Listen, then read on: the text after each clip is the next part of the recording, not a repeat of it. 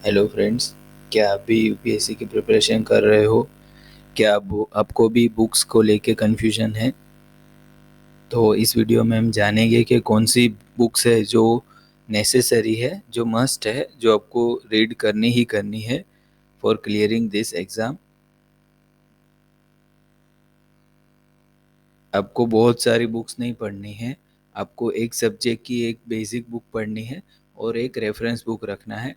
बस इतना ही काफ़ी है और उसे करंट अफेयर्स के साथ सप्लीमेंट कर देना है, तो आपका प्री प्लस मेंस का प्रिपरेशन हो जाएगा। तो without wasting time, let's get started. Friends, इसमें जो रेड कलर से हाइलाइटेड है वो बुक्स मस्ट है। बाकी है वो आप ऑप्शन में निकाल सकते हैं या पढ़ सकते हैं एक दो बार, लेकिन जो रेड कलर में हाईलाइट किया गया है वो तो आपको पढ़नी ही पढ़नी है। तो हिस्ट्री के लिए ये 5 चीज़ें हैं। A brief history of modern India by Rajiv Ahir, ये तो आपको करनी ही करनी है। छोटी सी बुक है और इसमें बहुत सारी इन्फॉर्मेशन है मॉडर्न इंडिया रिलेटेड मूवमेंट्स और वो सब। दूसरे नंबर पर है old NCERT by R S Sharma, old NCERT by Satish Chandra, part 1, 2, 3 of themes of Indian history. और एक 5 नंबर पे है वो तमिलनाडु बोर्ड की हिस्ट्री की बुक है। उसमें बहुत सारे जो मिडिवल एंड एंशिएंट इंडिया के राजा महाराजों की इंफॉर्मेशन बहुत सारी दी है। कौन सी बुक किसने लिखी है वो, तो वो भी बहुत इम्पोर्टेंट है। ये बुक शायद अन्नू कुमारी मैम ने सजेस्ट की थी, तो आप इसे एक बार डाउनलोड करके देख सकते हो। जियोग्राफी, फ्रेंड्स, जियोग्राफी को समझने के लिए आपको एनसीईआरटी की जियोग्राफी की 11th एंड 12th की दो दो बुक्स होती है, वो दोनों मिला के 4 होती है, तो आप वो सफिशेंट है जियोग्राफी के लिए। एक आपको एटलास लेना है, ऑक्सफोर्ड या जो भी आपको कंफर्टेबल हो, और अगर आपके पास टाइम है तो आप जीसी लियोंग पढ़ सकते हो।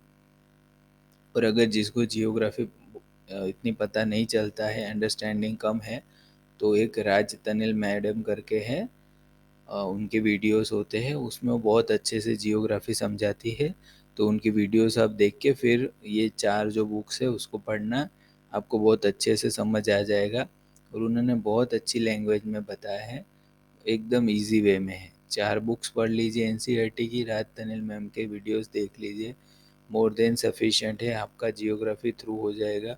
और जियोग्राफी के जो क्वेश्चंस होते हैं प्रीलिम्स में, वो तो एनसीईआरटीज़ में से ही होते हैं, और वो कुछ मैप बेस्ड होते हैं, जिससे अगर आप ऑक्सफोर्ड का एटलास नहीं करना चाहते हो, तो जो करंट में न्यूज़ होते हैं उसको गूगल कर दीजिए। गूगल में वो लोकेशन कहाँ पे है, उसके आजू बाजू आस पड़ोस के देश कौन से है, कौन सी रिवर है, माउंटेन है, ऐसा कुछ प्रिपेयर कर लोगे तो आपको उसका आंसर आ जाएगा। जैसे 2023 के प्रीलिम में यूक्रेन वॉर चल रहा है, तो उसके आसपास के कंट्रीज़ के नाम पूछे थे, तो वैसा आपको प्रिपेयर करना है। फ्रेंड्स, आप भी मानोगे कि जो यूपीएससी का सिलेबस है उसमें एक आर्ट एंड कल्चर ऐसा सब्जेक्ट है जिसकी कितनी भी पढ़ाई कर लो तो भी आपको ऐसा लगेगा कि मुझे कुछ नहीं आता है। तो एक नितिन सिंघानिया सर की बुक है, उसमें कम्प्रहेंसिवली बहुत सारे टॉपिक्स कवर किए हैं। उसको अब बार बार पढ़ते रहना, तो आपको Indian culture, art and culture के बारे में थोड़ा क्लैरिटी आ जाएगा। और आप अगर प्रीवियस ईयर के क्वेश्चंस भी सॉल्व कर लोगे तो उतना चल जाएगा, क्योंकि इसमें यू नेवर नो कि कहाँ से क्वेश्चन उठाते हैं, कहाँ से आएगी। आप बहुत सारी बुक्स पढ़ लोगे तो भी आपको नहीं आएगा, तो क्वेश्चन आंसर नहीं आएगा। और अभी ट्रेंड ऐसा है कि जो साउथ इंडिया के साइड्स के पोएट्स और वो सब है, आर्ट एंड कल्चर, उस पर थोड़ा ज़्यादा फोकस किया जा रहा है, तो उसको आप स्पेसिफिकली प्रिपेयर कर सकते हो, वो अच्छा है। और जो दूसरी 2 बुक्स है फाइन आर्ट्स की, वो भी आप अ, पढ़ सकते हो। Friends, society and social issues को समझने के लिए ये डायरेक्टली आपको प्रीलिम में नहीं काम आएगा, लेकिन मेंस में इनडायरेक्टली एस्से वगैरह लिखने में और सोसाइटी को अंडरस्टैंड करने में। और अगर आपका मेंस का सब्जेक्ट सोशियोलॉजी है तो उसके लिए काम आएगा, जिसमें आप ये 3 एनसीईआरटीज़ पढ़ सकते हो। आप इसे पॉज करके अच्छे से पढ़ लेना। फ्रेंड्स, यूपीएससी का इंडियन पॉलिटी के ऊपर जो क्वेश्चंस होते हैं वो ज़्यादा पूछे जाते हैं, तो आपको इससे बहुत ही अच्छे से पढ़ना है और इसमें से शॉर्ट शॉर्ट क्वेश्चंस आते हैं। अगर आप इसमें मेहनत और उसका मीन्स इनपुट आउटपुट रेशियो देखोगे तो इंडियन पॉलिटी सब्जेक्ट पे आपको ज़्यादा मेहनत करनी चाहिए, ताकि आपके कॉन्सेप्ट अगर क्लियर हो गए तो आप ज़्यादा क्वेश्चंस अटेम्प्ट करेंगे और उसे अच्छे से राइट आंसर दे पाएंगे। और इसके लिए आप Indian polity by M Laxmikanth है, इस एक बुक पे आप रिलाई कर सकते हो, उसे मल्टीपल रिवीजन कर लीजिए। उन्होंने बहुत अच्छे से समझाया है और वो इसकी कोई नोट्स भी बनाने की बहुत ज़रूरत नहीं है। अगर आपको लगता है कुछ चीज़ें समझ नहीं आ रही तो उसकी नोट्स बना देना, बाकी उन्होंने नोट्स के फॉर्मेट में ही बनाया है, उतना प्रिपेयर कर लोगे तो सफिशिएंट है। और उसको सप्लीमेंट करना है करंट पार्लियामेंट जो बिल्स होते हैं वगैरह, उसके साथ करंट अफेयर्स के साथ सप्लीमेंट करना होता है। ये पढ़ लेना। अगर आपको और भी चाहिए तो उसके ऑब्जेक्टिव टाइप क्वेश्चंस की एक उन्होंने बुक बनाई जनरल स्टडीज वन करके, तो वो भी कर लोगे तो उसके आप क्वेश्चन भी सोल्व कर पाओगे। और दूसरी, अगर एनसीईआरटी से आपको बेसिक अंडरस्टैंडिंग के लिए चाहिए तो ये दो है, एनसीईआरटी स्टैंडर्ड 6 to 8 की है और एक 9 to 12 की है, डेमोक्रेसी फेडरलिज्म। इसके जो वर्ड होते हैं वो बहुत अच्छे से समझाते। और एक डीडी बासु करके आती है, वो ऑप्शनल है, अगर आपके पास टाइम है तो ही पढ़ना, बाकी एम लक्ष्मीकांत इज सफिशिएंट। और ये दो जो कॉन्सेप्ट क्लियर, अगर आपके लिए पॉलिटी एकदम नया सब्जेक्ट है तो आप ये कॉन्सेप्ट क्लैरिटी के लिए दो एनसीईआरटीज़ की जो बुक है 3rd नंबर पे, वो आप पढ़ सकते हैं। फ्रेंड्स, इकोनॉमी ऐसा सब्जेक्ट है जो साइंस बैकग्राउंड के लिए तो सिर का दर्द होता ही है, लेकिन कई बार आर्ट्स बैकग्राउंड के लिए भी डिफ़िकल्ट होता है, कॉमर्स वाले को ईजी लगता है। तो अगर आप साइंस बैकग्राउंड से हो तो मैं आपको सजेस्ट करूँगा मृणाल सर के वीडियोस आप इकोनॉमिक्स पे आप पहले देख लीजिए। उन्होंने बहुत अच्छे से सारे कॉन्सेप्ट को समझाया है। फिर अगर आपके पास टाइम है तो आप रमेश सिंह सर के या कोई भी बाजीराव और किसी के भी इकोनॉमिक्स के शॉर्ट नोट्स है तो वो भी आप पढ़ सकते हो। और इसके लिए आप ये एनसीईआरटीज़ भी मस्ट है आपको, क्लास 12 की एंड 11th की दोनों एनसीईआरटी पढ़ लेना, मृणाल सर के लेक्चर्स देख लेना, उसमें से काम हो जाएगा। और जो करंट अफेयर्स आते हैं उसमें जो भी नई नई अपडेट्स है, आरबीआई के रेट्स है, रेपो रेट्स है, ये वगैरह, इन्फ्लेशन क्या है, उससे ही कुछ प्रैक्टिकल क्वेश्चन आएगा जो आप आसानी से सॉल्व कर पाओगे। तो आपको इतना ही करना है, इसमें बहुत ज़्यादा नहीं आपको करना है, इतना कर लोगे तो मोर देन सफिशिएंट है। बाकी तो वो क्वेश्चन कहाँ से पूछेगा वो भी आपको पता नहीं, कि बेसिक कॉन्सेप्ट क्लियर हो गए तो आपको न्यूज़पेपर पढ़ोगे तो भी समझ में आ जाएगा कि ये क्या कहना चाहते हैं। दूसरा, एक इकोनॉमिक सर्वे आता है मिनिस्ट्री ऑफ फाइनेंस का, वो एक देख लेना है और एक बजट देख लेना है, बस इतनी चीज़ें अगर आप कर लोगे तो इकोनॉमिक्स आपका थ्रू हो जाएगा। और बजट और इकोनॉमिक सर्वे के जो डेटा होता है वो आपको एक शॉर्ट नोट बना लेनी है, उसको आपको मेंस के आंसर राइटिंग में भी काम आएगा। तो आपको ये ऐसे तो इंटरेस्टिंग सब्जेक्ट है, आप इसमें जितना इंटरेस्ट लोगे, लेकिन इसको बहुत टाइम डिवोट नहीं करना है। बस एक इकोनॉमिक सर्वे, एक आपका बजट, दो एनसीईआरटी, मृणाल सर के वीडियोस, ख़त्म। इतना कर लोगे तो हो जाएगा। इन इंटरनेशनल रिलेशंस एक तो मेंस का एक सब्जेक्ट भी होता है। और अगर कोई भी क्वेश्चन पूछा जाता है तो आप एनसीईआरटी की 12th की कंटेम्प्रेरी और वर्ल्ड पॉलिटिक्स एक बार पढ़ लेना। करंट अफेयर्स ऑफ विजन और इंसाइट्स जो भी आपको कंफर्टेबल और सूटेबल हो, उसमें से आप आईआर के जो इंडिया यूएस के साथ क्या ट्रीटी किया है वगैरह वगैरह, इंडिया जापान रिलेशंस कैसे है, वो सारी इन्फॉर्मेशन करंट्स में आती रहती है, तो आप उसे पढ़ लेना तो आपका आईआर हो जाएगा। फ्रेंड्स, यूपीएससी के कुछ फेवरेट सब्जेक्ट्स होते हैं, जैसे कि जियोग्राफी हो गया, पॉलिटी हो गया, और अभी जो फेवरेट रिसेंट ट्रेंड में है वो एनवायरनमेंट है। एनवायरनमेंट इसीलिए है फ्रेंड्स क्योंकि आज के टाइम पे ग्लोबल वार्मिंग ज़्यादा है, तो हमें एनवायरनमेंट पे फोकस करना है। और फॉरेस्ट का भी इसमें पेपर होता है, इसीलिए आपको एनवायरनमेंट में भी ध्यान देना है। पहले आपको 12th की एनसीईआरटी की बायोलॉजी की बुक के लास्ट के 4 चैप्टर्स को पढ़ लेना है, उसे अच्छे से पढ़ना है, उससे आपको बहुत सारा आइडिया आ जाएगा। और फिर वो जो IUCN का लिस्ट होता है ये वगैरह वगैरह, रेड डेटा बुक क्या है वो सब आपको पढ़ लेना है।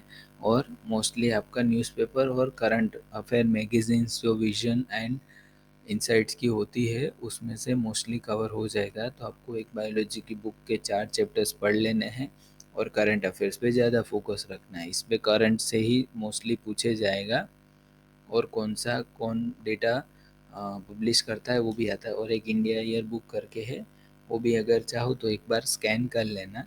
बाकी इसमें से करंट में से ज़्यादा पूछते हैं। अभी जैसे नॉन साइंस बैकग्राउंड के बच्चे हैं, कॉमर्स और आर्ट्स के, तो उनके लिए साइंस होता है वो सिर का दर्द होता है। तो उनको बहुत नहीं देखना है, 9th और 10th की साइंस की बुक NCERT की देख लेनी है, उसे धीरे धीरे पढ़ लेना है। इंग्लिश मीडियम से हो या हिंदी मीडियम आप एग्ज़ाम दे रहे हो, दोनों में से एक बार पढ़ लेनी है, समझ लेना है और उसको सप्लीमेंट करना है करंट के साथ। जो करंट मंथली मैगज़ीन आते हैं विजन या इनसाइट जो सूटेबल हो वो आप पढ़ सकते हो। और एक न्यूज़पेपर तो आप द हिंदू पढ़ते ही होंगे, उसमें जो भी रॉकेट लॉन्चिंग हो गया, इसरो का ये वो चंद्रयान, जिसका भी इंफॉर्मेशन हो वो आपके पास रखना है। जैसे इस 2023 की UPSC में पूछा था प्रीलिम्स में कि कौन सी कंट्रीज़ के पास खुद का नेविगेशन वो है प्लेटफॉर्म, जापान का था शायद, आंसर वही था। तो वैसा ही पूछते हैं, तो आपको करंट पे ज़्यादा फोकस रखना है। और कुछ बेसिक साइंस के कॉन्सेप्ट होते हैं, उसे एक बार दो बार पढ़ लोगे तो आपको याद रह जाएगा। ठीक है फ्रेंड्स, जिन्होंने प्रीलिम्स 2023 दिया है UPSC का, उनको पता है कि सी सेट देते समय पसीने छूट गए थे। इवन जो साइंस बैकग्राउंड के थे, जिसका बैकग्राउंड मैथमेटिक्स था, उनके भी पसीने छूट रहे थे। कुछ अभी केसेस भी हुए हैं। लेकिन हमको क्या करना है ना फ्रेंड्स, अच्छे से प्रिपेयर करके ही जाना है, हमको इसको लास्ट में रखना ही नहीं है। जैसे ही आप GS 1 2 3 4 की प्रिपरेशन कर रहे हो, उसमें से आपको एक आध घंटा हर रोज़ सी सेट को भी देना है। तो हम इसको साइड बाय साइड करते जाएंगे तो आपकी ग्रिप भी आ जाएगी, आपकी शार्पनेस बढ़ेगी और आप इसको भी टैकल कर लोगे। तो आपको इसकी प्रिपरेशन शुरू से ही शुरू कर देनी है। ऐसा नहीं कि लास्ट के 2 मंथ रखेंगे तो क्या है ना फ्रेंड्स, एक तो आपके ऊपर प्रेशर होगा रिवीजन का, और फिर आप उसके रिवीजन तो करोगे ही करोगे, साइड में आपको सी सेट भी करना है। तो आपका माइंड रहेगा कि चलो सी सेट इतना कर देते, फिर उसको छोड़ देते, आप मैथमेटिक्स के आप क्वेश्चन को सोल्व ही नहीं करते हो। ये सबके साथ होता है। तो आपको उसको अगर स्टार्टिंग से आपने इसको एक पेपर की तरह लेंगे तो आप सीरियसली प्रिपरेशन भी करेंगे।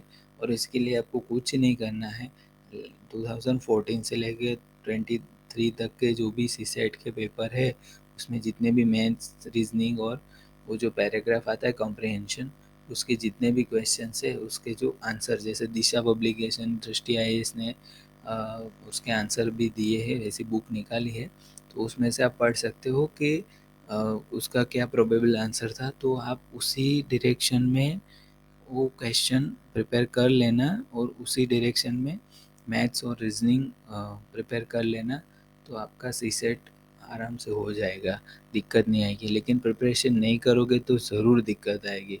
आपको मॉक्स सी सेट के नहीं देने हैं, आपको मॉक्स प्रीलिम्स पेपर जो UPSC का एक्चुअल में पेपर 2 होता है वही दे देना है, बार बार देना है। जो कॉन्सेप्ट आपको पता नहीं चल रहा है, जैसे कि कोई क्यूब का हो गया क्वेश्चन, या कोई ट्रायंगल का हो गया, या कोई ट्रेन रिलेटेड हो गया, या कोई परसेंटेज का, प्रॉफिट एंड लॉस का, तो उस चैप्टर को आपको बार बार प्रैक्टिस करना है। और जो UPSC ने जिस लेवल का क्वेश्चन पूछा है उस लेवल की प्रैक्टिस आपको करनी है तो ही काम है। बाकी सोल्व ईजी होंगे कि 100 के 10% कितने होंगे, 10 हो तो छोटा बच्चा भी बोलेगा, वैसा तो क्वेश्चन नहीं आएगा। तो वो उस लेवल की आपको प्रिपरेशन कर लेनी है। फिर क्या है ना, बाद में जाके अपने को पछतावा ना हो कि काश मैंने सी सेट कर लिया। कई लोगों का होता है फ्रेंड्स, बिलीव मी, सी सेट में अच्छे मार्क्स होते हैं 100 के आजू बाजू, और उनका ये 33% वाले इसमें अटक जाते हैं। क्योंकि जो नॉन साइंस बैकग्राउंड के हैं उनको डर लगता है, जो चीज़ से हमको डर लगता है ना वो हमको पहले कर लेनी है। बस ये आप रूल बना दो आज से कि डरना नहीं है, डर के आगे जीत है, उसे हम पहले प्रिपेयर कर लेंगे। क्योंकि फ्रेंड्स ये ऐसी चीज़ है ना कि ये प्रैक्टिस मांगेगी। अगर प्रैक्टिस नहीं करोगे ना तो इसमें आप क्लियर नहीं, ऐसा नहीं होगा कि चलो यूपीएससी का पेपर 2 है तब जाके मैं इसको सॉल्व कर लूँगा, नहीं होगा, बिलीव मी नहीं होगा, इतना ईज़ी तो होता ही नहीं है कभी। तो आप इससे अच्छे से टाइम दें, सीरियसली लें और इसको प्रिपेयर अच्छे से कर लें ताकि आपको काम आएगा।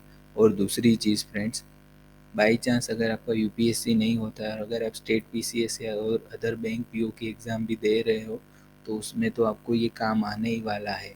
एसएससी सीजीएल में भी काम आता है, तो इसको प्रिपेयर करके ही रखो, कोई भी एग्ज़ाम में काम आ जाएगा। फ्रेंड्स, अगर आपको ये वीडियो पसंद आई हो तो उसे एक लाइक ज़रूर कर देना। अपने फ्रेंड एंड फैमिली मेम्बर में कोई यूपीएससी की प्रिपरेशन कर रहा है तो उसके साथ ज़रूर शेयर करना। अगर आपने मेरी चैनल को अभी तक सब्सक्राइब नहीं किया है तो उसे प्लीज़ सब्सक्राइब कर दीजिए और बाजू में जो बेल का आइकन है उसे भी प्रेस कर दीजिए ताकि जब भी मैं ऐसी नई इन्फॉर्मेटिव वीडियो अपलोड करूँ तो आपको तुरंत नोटिफिकेशन मिल जाए। तब तक के लिए जय हिंद, वंदे मातरम, भारत माता की जय।